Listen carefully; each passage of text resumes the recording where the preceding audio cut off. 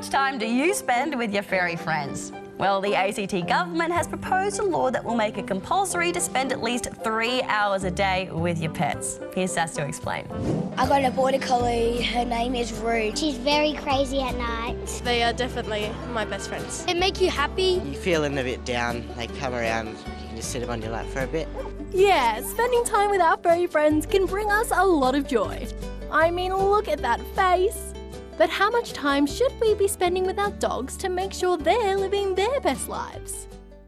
Well, soon puppy playtime could be compulsory in the ACT because of a new law. They're proposing that we spend a minimum of 3 hours with our pooches every single day. What do you think of that?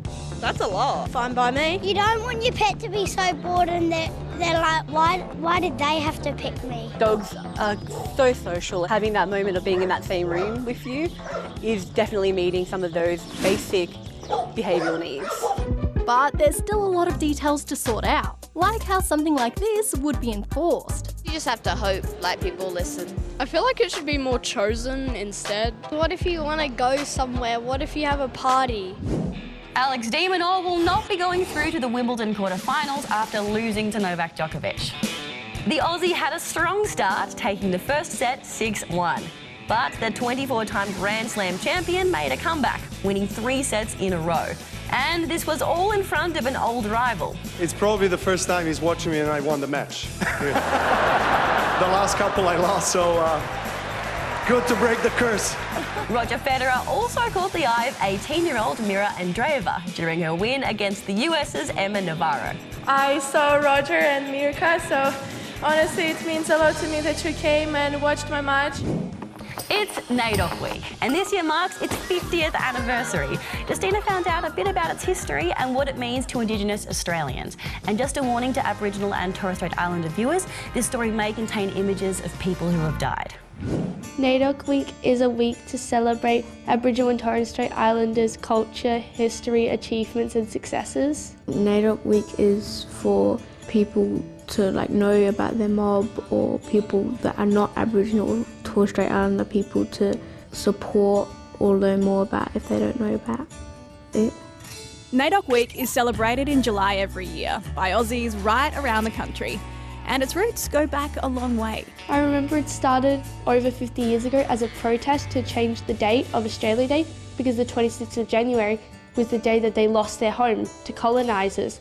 On the 26th of January 1938, Australia was marking 150 years since the arrival of the First Fleet. For many First Nations people, it was a reminder of the day their land and sovereignty were stolen, and the beginning of years of discrimination and mistreatment.